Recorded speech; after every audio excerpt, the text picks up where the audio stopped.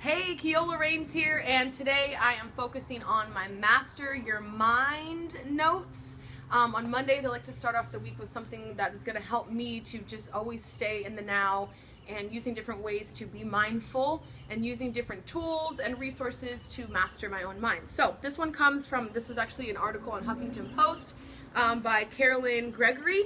And she's listed 9 ways that you can master your mind. So the first one is to make time for stillness. So what does this mean? Every day we've got to have some point in time scheduled in where we are just sitting and being still. Meditation, also known as prayer, which those are a little bit different, but they're both definitely times where you're sitting and you're being still, you're being quiet, you're just listening to your own mind.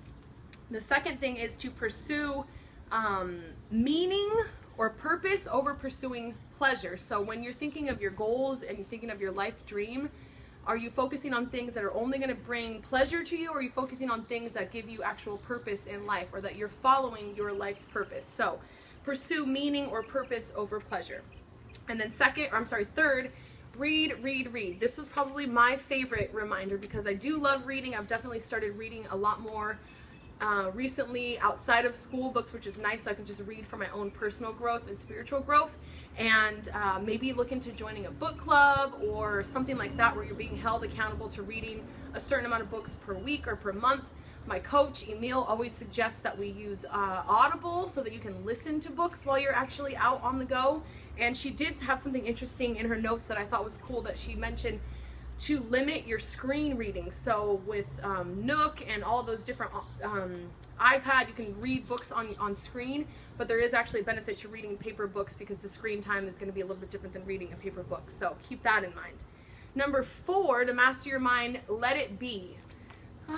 So this is something for me that is definitely something that I'm conquering. I'm determined to conquer this year and the next 6 months, is to just let things be how they are. It's okay when your car breaks down. It's okay if you get a flat tire. It's okay if your account got hacked, or whatever little things come up in today's time. People are getting identity fraud. All kinds of stuff is going on.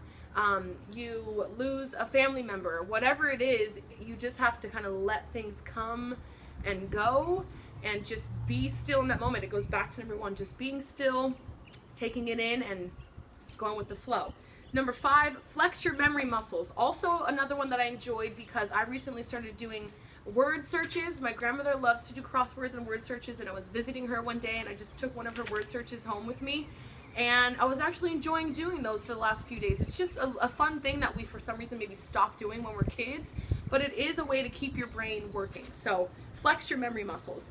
Number 6, unplug and recharge. And I had a really good advice from my older sister to give a time of day also when you commit to yourself to turn your phone off, turn your computer off, maybe even turn off your TV and put some music on and just kind of chill out. Or go back to number 1, the unplug and recharge. Number 1 is saying to be still. So take that time when you're unplugging and recharging just to kind of do your own thing in silence. You don't have to have a computer or music or anything on in the background. So take some time each day to unplug and recharge.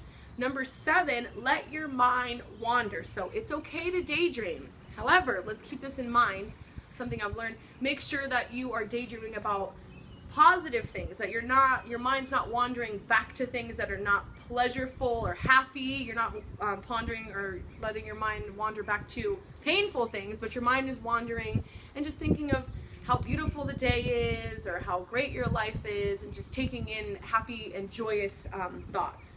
Number 8, linger on the positive. So 7 and 8, they pretty much go hand in hand. While your mind is wandering, you're focusing, like I said, on positive things, on your goals, on your purpose, on the next book you're going to be reading. You're focusing on letting things go. You're thinking positive. And the last one, number 9, build daily rituals. So this ties everything in together. You choose a time of day where you're going to be still.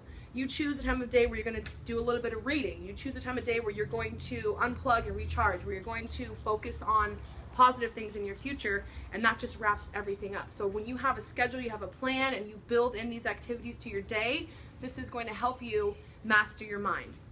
And that's it. I'll put a link to the article in the description of the video. Thank you for watching.